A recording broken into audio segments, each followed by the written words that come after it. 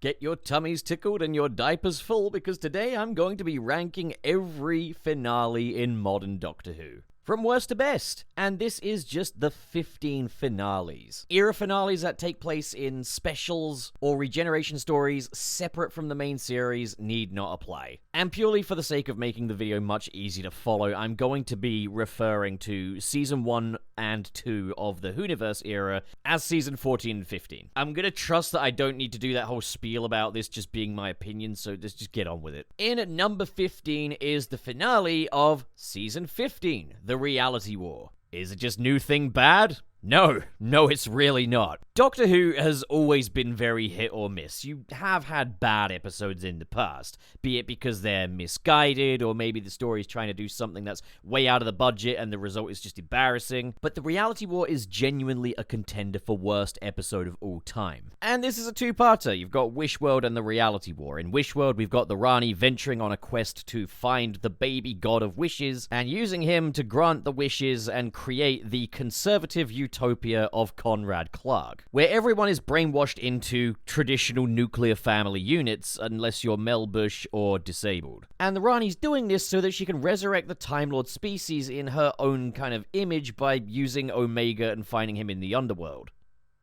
What? I guess to Russell T Davies, 2 + 2 equals a slice of smoked mackerel? And what this builds to is one of the most poorly constructed pieces of television I have ever seen. The Wish World is very quickly undone by Anita returning from Joy to the World holding a door open. The Rani brings back Omega but soon regrets it because it turns out he's now a giant CGI skeleton that wants to eat people, which the Doctor then shoots back into his little hole and then decides, damn it, Belinda Chandra seemed really happy while she was brainwashed. Let's make that her reality. And I'll do that by regenerating. But first we gotta gaslight Ruby Sunday something fierce. She's in this, by the way. And just that story, if you could call it that, is like already atrociously constructed. But the majority of the Reality War is some random inconceivable nonsense happens and then the Doctor just pulls an explanation out of his ass. Rinse, repeat. There was a lot that went wrong with this episode behind the scenes, a lot of production difficulties and reshoots. The entire second half is reshot, all to accommodate for this being Ncuti Gatwa's regeneration story, which was not originally the plan. But what's really stinky is that second half is actually the stronger half of the episode. It is still diabolically bad. You've got the optics of the Doctor and Conrad taking away Belinda Chandra's entire autonomy over her life. And also, Jodie Whittaker's there for some reason. She was good, but it's absolute nonsense. From a production standpoint, the episode is expensive, but it sure as hell isn't very good either. The blocking sucks. Characters just stand around like they're action figures. The sets are all way too big. The shots are too wide. The lighting is too stark. Nothing has any atmosphere. It's all framed for mobile phone content. It's the TV equivalent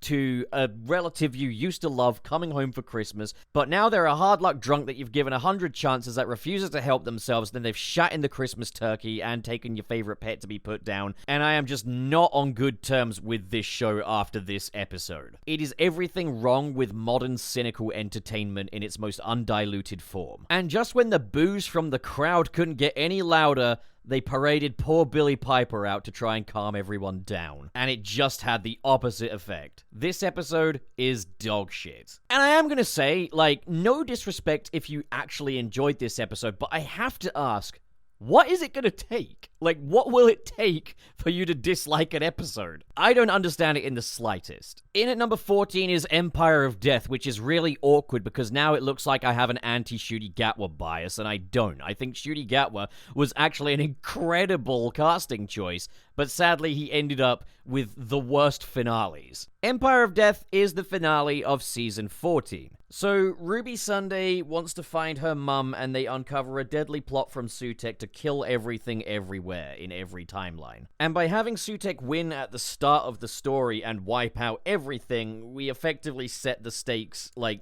to the most unbelievable levels that it becomes utterly uncompelling. And you know from the word go that absolutely nothing happening here is going to stick. And like, sure, it's an ongoing TV series, of course the characters have to survive, but my god, at least try. Back from Pyramids Mars for the first time since 1975. It turns out that Sutekh hitched a ride on the TARDIS since that point, and placed a Susan everywhere the TARDIS landed as his Angels of Death. He made sure to name her Susan as well as a trap for the Doctor. He didn't make her look like Carol Ann Ford or anything. He just, called her Susan because the Doctor might hear the name Susan and think, oh my god, that must be my granddaughter. I gotta look into this. But at the same time, surely Sutek's plan would have gone off anyway, regardless of whether or not the Doctor knew about it, so why did he do the whole apparition thing? Oh, but then again, if she wasn't called Susan, he couldn't do his cute little anagram reveal, which wasn't even a proper anagram. But Sutek lets the Doctor, Ruby, and Mel live because he wants to find out who Ruby's mum is just as much as the audience do. I mean, more than the audience do. And so the Doctor, Ruby, and Melbush take off in a duplicate of the TARDIS because Sutek's stolen the real one. This one being the product of the memories in the time window that they used to try and find Ruby's mother in the first part, The Legend of Ruby Sunday. Got a lot of moving pieces here. There's a lot to... yeah. This TARDIS interior that consists of all fan service and is constructed like a talk show set is where the majority of this horribly constructed episode takes place, where the Doctor watches reruns of the Pyramids of Mars to hatch a plan to defeat Sutek. They uncover the truth about Ruby's mother via an alternate history version of events of the episode 73 Yards. But first they stop Sutek by taking a magic rope and magic gloves and tying him to the TARDIS and showing him the time vortex, and the equation is that death plus death equals life, which causes everybody to come back just because Sutek made contact with that timeline. Then as for Ruby's mother, we get a boatload of brand new evidence that indicates who Ruby's mother could be after she's been revealed as just an NHS worker, despite the fact that she was treated as a total anomaly in the entire season up until this point. Nothing matters. You don't need to pay attention to the clues because the real clues will be presented to you after the reveal. Nothing matters, so why should anybody ever engage with this show ever again after this point? This episode is also absolute dog shit. In at number 13 is the Battle of Ranskor Avkolos, the finale of Season 11, and Jodie Whittaker's very first finale as the Doctor. Truth be told, this episode should just be disqualified because it really doesn't feel like a finale in any meaningful way. The only thing here that does make it feel kind of like a finale, I guess, is the fact that you've got a returning villain in the form of Tim Shaw, who appeared in the first episode of Series 11. A lot of the issues with Series 11's just general structure and pacing are all present here. It's a very dull episode to get through. So the Doctor and the fam are responding to distress calls from a war-torn planet called Ranskor Avkolos. The planet was ravaged by Tim Shaw, the villain who killed Grace earlier in the season. So there's a powerful religious order called the Ux believing Tim Shaw to be some kind of religious deity. And Tim Shaw wants to use their powers to create a massive superweapon that can shrink planets. So it's up to the Doctor to save the day as well as saving Graham's soul, because Graham wants to kill Tim Shaw for what Tim Shaw did to Grace. Even after he kind of came to terms with this in the previous episode. It's believable, but it's not very narratively satisfying. The plot on paper is fine. The problem is just that the episode makes nothing of this. Nothing is treated as special or event status. There's no real tangible scope to anything. There's no exploration of the Ux. There's no real exploration of Ranskor Avkolos either. The episode just spends a lot of time milling about. It's really weird how much excess time this thing has, considering it's only a single-part finale. It's no secret that due to time constraints, this episode just ended up being a first draft, which is going to become a recurring theme here. But you can really tell. Because as far as general narrative and thematic layers go, there's really only the one with Graham. The rest of it is very run off the mill. Very basic A to B stuff. This is definitely the most bland finale of the bunch. It's not something I really even have much anger for, it's just incredibly forgettable. Aggressively forgettable. In at number 12 is the season 13 finale, The Vanquishers. This is the big finale to the Flux storyline, which was a 6-episode event. And I'll say this, up until this point, I actually really liked Doctor Who Flux. The story had an incredible scope, there were loads of different locations, we had some very welcome additions to the cast with Dan Lewis, there's the dog fella Carvanista, Vinder and Bell were actually solid characters, Swarm and Azure were really entertaining villains, the Grand Serpent was kinda cool, I enjoyed the Sontarans. The problem with this finale is that it is just utterly unsatisfying. Really only paying off the Grand Serpent storyline, while everything else feels kind of like a backpedal. Consequences of the Flux still linger, but they're not explored or felt in this story. The Flux is dealt with incredibly abruptly. The tone is all over the place. Carvanista's entire species is wiped out, yet it's played as kind of a hard luck, mate kind of deal. We spent the entire season setting up game-changing revelations about the Doctor's past, which are never paid off, as when the Doctor does finally get the answers that she's been seeking this entire time, she just throws them away. Swarm and Azure leave no impression by the end of it, and don't really get substantial screen time, and to be fair, this episode was definitely rife with lots of different production issues as well. There's a whole other episode in this story arc that got completely scrapped, which might have provided us some meaningful answers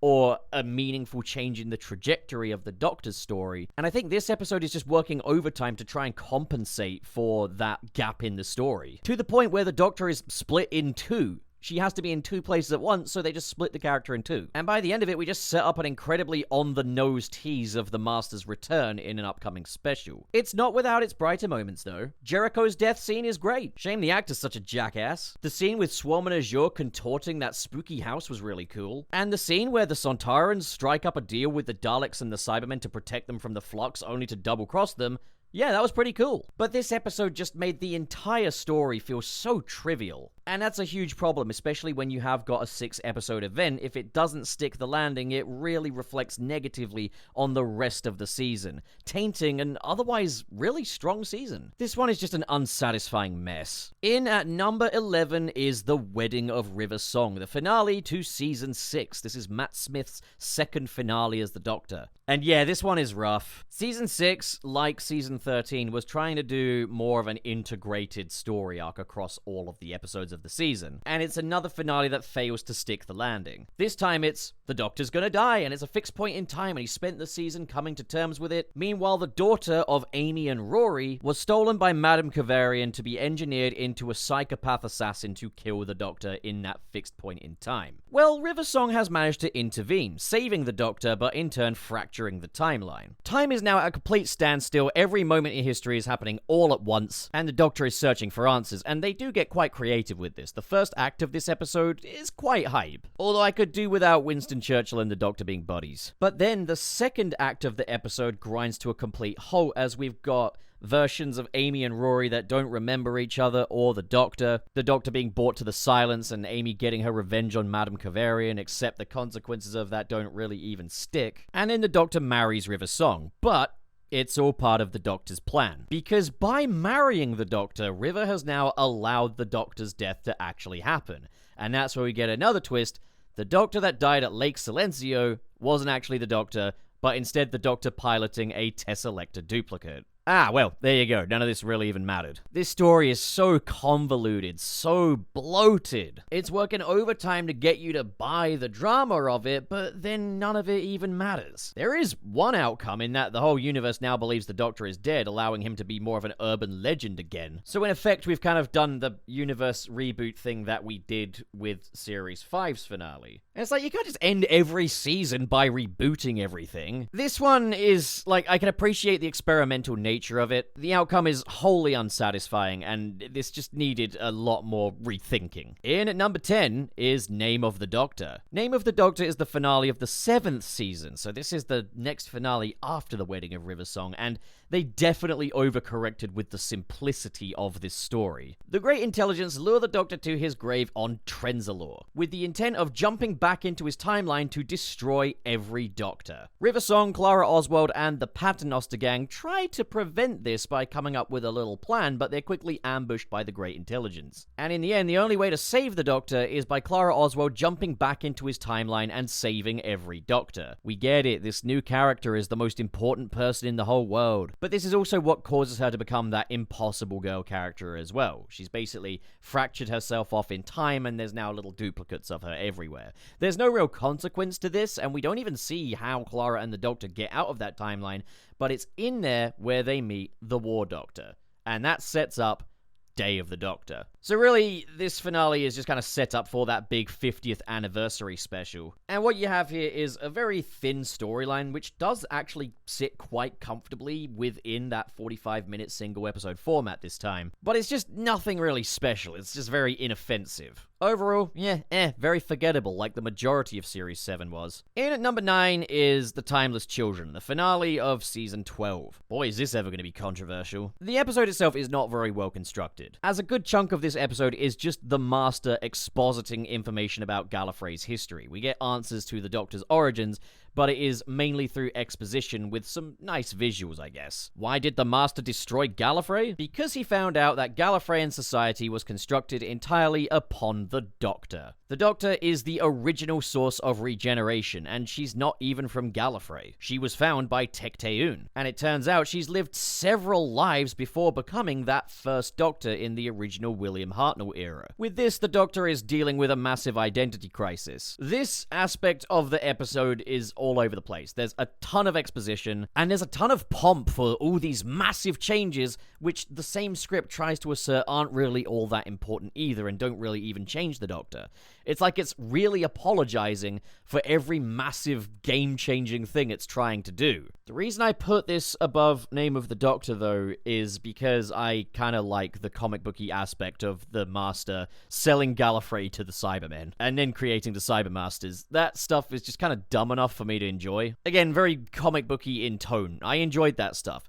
Ashad is wasted, though. The setup from Ascension of the Cybermen doesn't really go very far. Aside from Ryan, Yaz, and Graham fighting against the Cybermen, which, yeah, it's very okay. It's very run-of-the-mill. We've seen it plenty of times before. Them being able to just put on the Cyberman outfits also really takes away from some of the horror of the Cybermen. I think this episode was really trying to do something, but they just didn't go all the way. Nor did they really cover their bases either in terms of making this make sense. There are still so many questions that this opens up, and it feels like the Doctor is both less mysterious, but now way more inconsistent. It was an ambitious retcon, and it could open up a world of potential, but it just didn't, and it's just not a great episode on its own. Oh god, as if Timeless Children is the best of the Jodie Whittaker finales. Jesus Christ. In at number 8 is The Last of the Time Lords, the finale to the 3rd season. After Season 1 introduced us to the most powerfulest Daleks we've ever seen, and Season 2 introduced us to the most dangerousest Cybermen we've ever seen, well, Season 3 introduces us to the most evilistest Master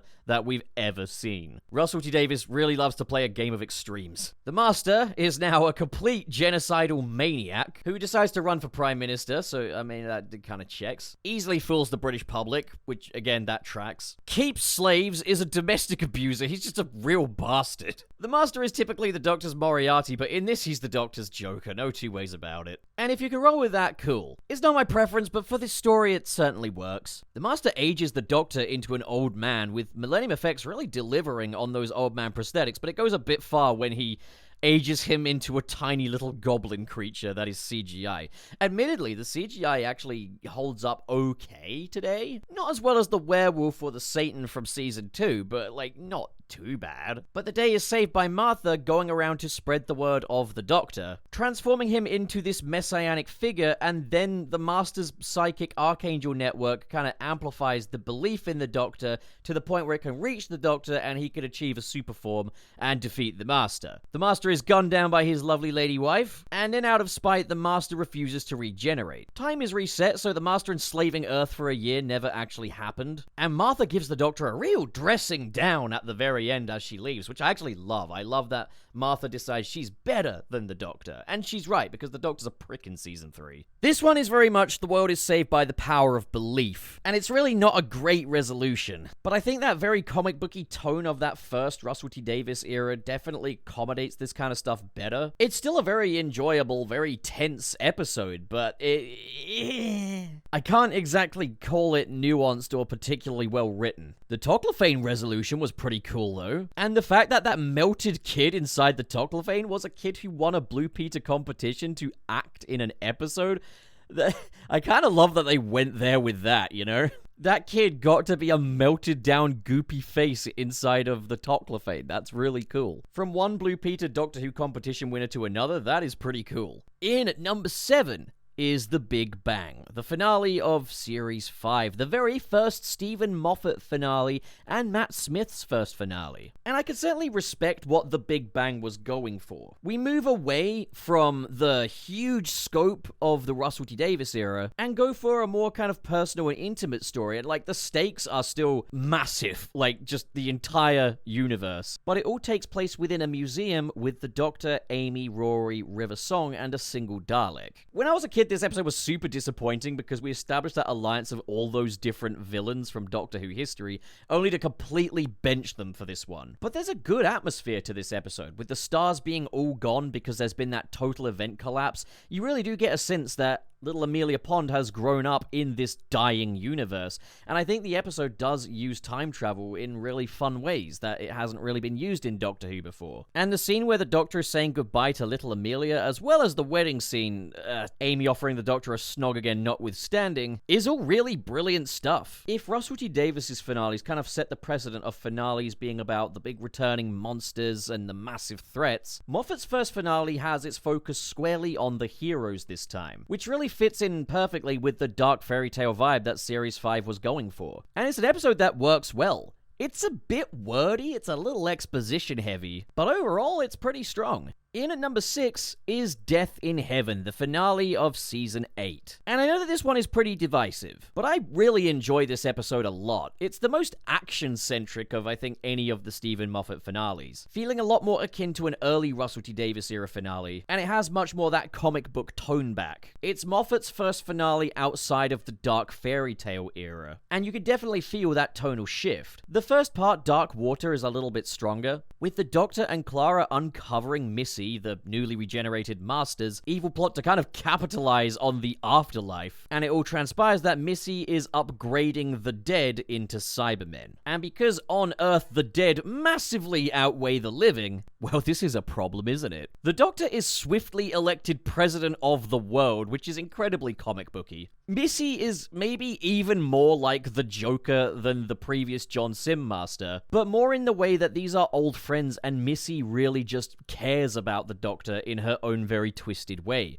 Her whole plan was to give the Doctor this cyber army and relinquish control over to him so that he could use the Cybermen as a means of furthering his own righteous cause. And we've got the moment where Peter Capaldi is really fully formed as the Doctor, where he accepts that whether or not he's a good man or a bad man really doesn't matter. What matters is that he does his part and that he helps. The now deceased Danny Pink is turned into a Cyberman, but still has access to a lot of his overall mental faculties. The upgrading process in this episode is clearly a bit flawed with the dead, as most of the Cybermen just kind of stumble about. But Danny's sacrifice to protect Clara, followed by him getting the chance to bring himself back, but instead he decides to bring back the child that was accidentally caught in his crossfire during a military campaign, cements Danny's story as a really strong one. I love how when the Doctor and Clara say goodbye in this episode, after displaying great discomfort at being hugged in deep breath, the Doctor now willingly hugs Clara goodbye because a hug is just a means of hiding your face, hiding your weaknesses and vulnerabilities. You've got all the action you could possibly want from a Doctor Who finale, but you've got some really nice character moments in this episode as well. And setting the majority of the episode in a graveyard was just a really great call. I'm not massive on this version of the Cybermen, but they work for this story. In at number 5 is the Season 9 finale, Hellbend. I've really done a 180 on this episode. I used to hate this episode, but I gotta say now, I really love it. It's an episode that absolutely rewards you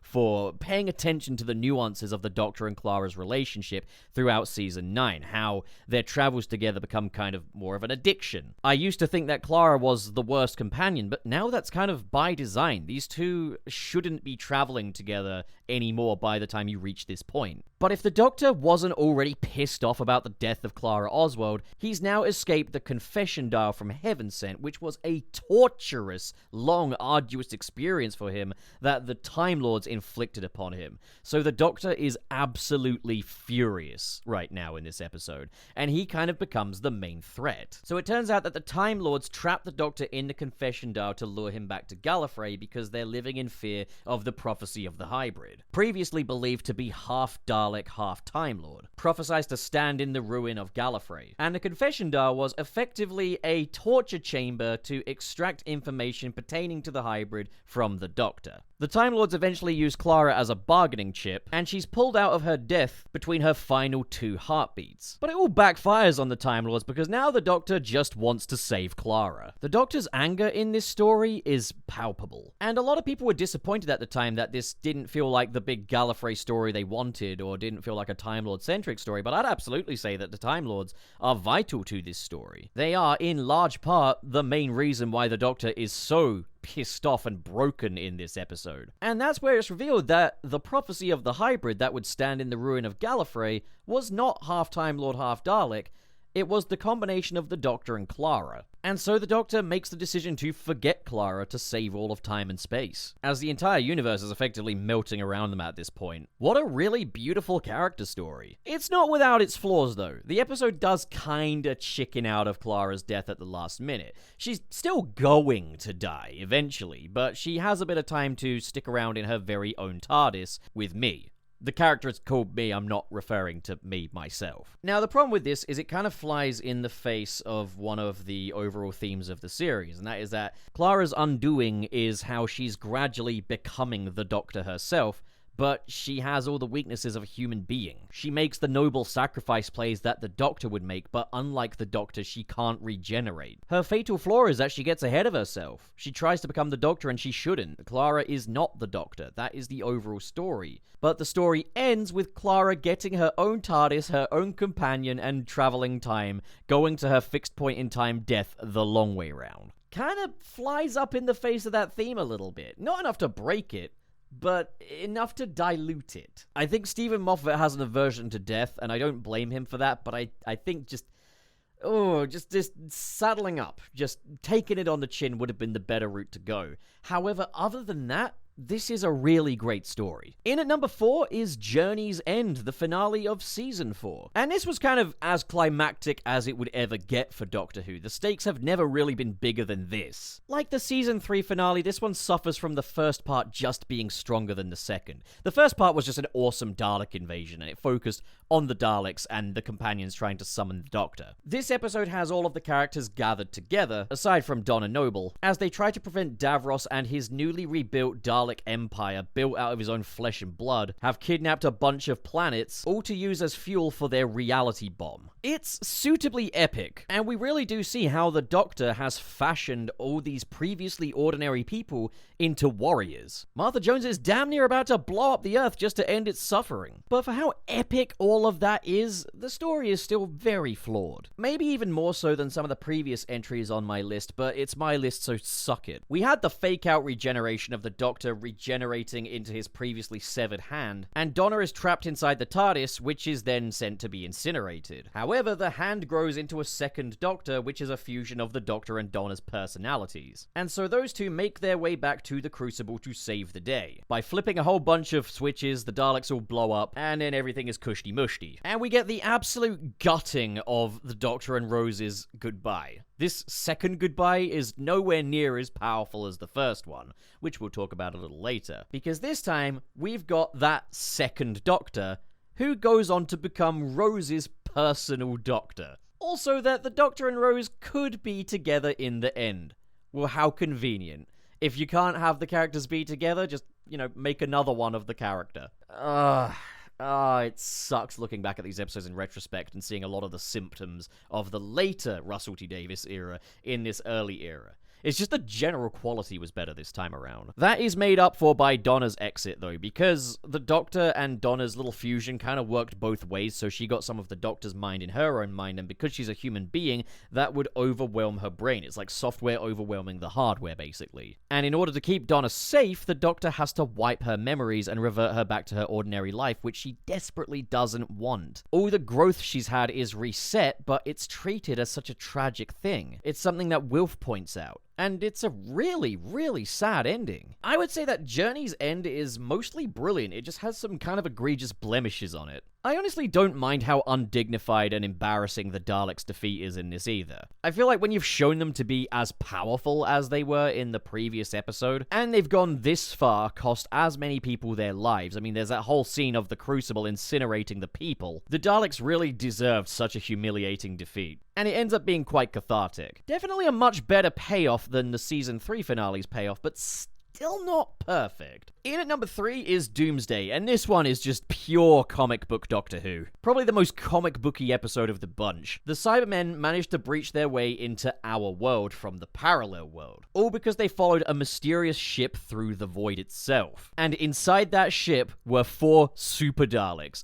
with, maxed out intelligence. So just when the Cybermen's victory on our world looked like it was concrete, the Daleks arrived and became a way bigger problem. And the resolution ends up with Rose being trapped in the parallel world. And we get this really sad goodbye with the Doctor and Rose, who really love each other. The Doctor trying to hold it all together until the last minute, and Rose, who is just an absolute mess, but you can't really blame her. It's an iconic scene. But the real reason I love this episode is just for the Dalek v Cybermen action, which they really actually delivered on, especially for a show on a very small budget. This is as over-the-top kind of Buffy the Vampire Slayer as Doctor Who gets, and I love it for that. In at number 2 is The Doctor Falls, the finale of Season 10, and Stephen Moffat's final finale on the show. And what a way to bow out. Fearing that his future incarnation, Missy, is getting soft, John Simsmaster returns to transform the Doctor's newest companion, Bill, into the very first Cyberman. That's all stuff that happens in the first part, The World Enough and Time, which is an equally incredible episode. The story takes place on a massive colony ship orbiting a black hole. The bottom of the ship experiencing time way more slowly than the top end of the ship, meaning that the Doctor really didn't have any time to save Bill from her cyber ordeal spanning multiple decades. Bill has to find a way to live with herself now that she's a Cyberman. The Doctor has to confront his guilt, confront the fact that his best friend betrayed him one last time just before she was on the path to redemption, and in spite of all of that, the Doctor still gives the Master one more chance to stand with him. We get an incredible speech from Peter Capaldi, and we see how the Master just completely dismisses it entirely,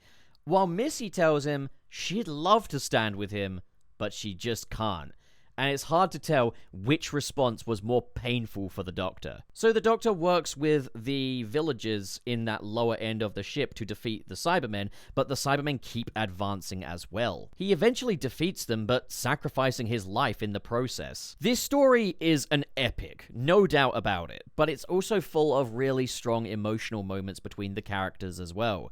The character development of Missy is fantastic, the way both she and John Simsmaster stab each other in the back, seemingly causing each other's regenerations. The Cybermen evolving because the upper end of the ship is moving faster. Also, those OG Cybermen are just so spooky in this episode. Nardole gets a new destiny as the protector of the kids of this village. And we get the farewell between the Doctor and Nardole, but as well as that, while the Doctor is unconscious, Bill bids farewell to the Doctor as well. And yeah, I'm aware that the resolution with Bill could be kind of seen as a bit of a Deus Ex Machina. However, I did think Puddle Girl was well set up. She found her in the end, as she promised she would, and was able to break her out of her cyber constraints and transform her into Puddle Girl number 2, with Bill's original body dying in its cyber form. It might seem convenient, but in this instance, I'm more than happy to let it slide, because this is such a beautiful farewell for Bill. There's one thing I don't like, and it's that one line of dialogue where Puddle Girl tells Bill that she could change her back into a human if Bill wants to.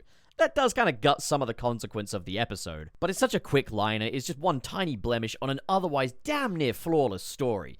This episode is so compelling, it's so beautiful, and it honestly just feels like a fitting finale for Doctor Who in general. We have not topped this episode since. It is fantastic, and easily the best finale since the number 1 pick, which is The Parting of the Ways, the finale of Season 1. So when the Doctor first discovered Satellite 5 in the long game, he noticed that humanity had not flourished the way it was supposed to, and this was due to the actions of the editor and his oppressive system. So in the long game, the Doctor broke humanity out of that oppressive system, only to discover in the episode Bad Wolf that he ruined the world in the process of doing this. Because in removing the editor's tyrannical reign, humanity was faced with a very sudden power vacuum. Yes, the editor's rule was tyrannical, but it was also the structure holding society together, and the Doctor took that out of the equation without thinking of the next steps. His reasoning's very compelling, and it's a mistake that, a lot of people would probably make in his position. I think we as the viewers sure as hell didn't think much about it at the time when we saw the long game back in 2005, and we see the consequences of that come to light. As now, humanity just sits drooling in front of the television watching crappy reality TV shows. However, these reality TV shows are a product of the Daleks, who are using them to harvest humans to create a brand new Dalek empire out of human remains. Due to their impurities, the Daleks have gone insane.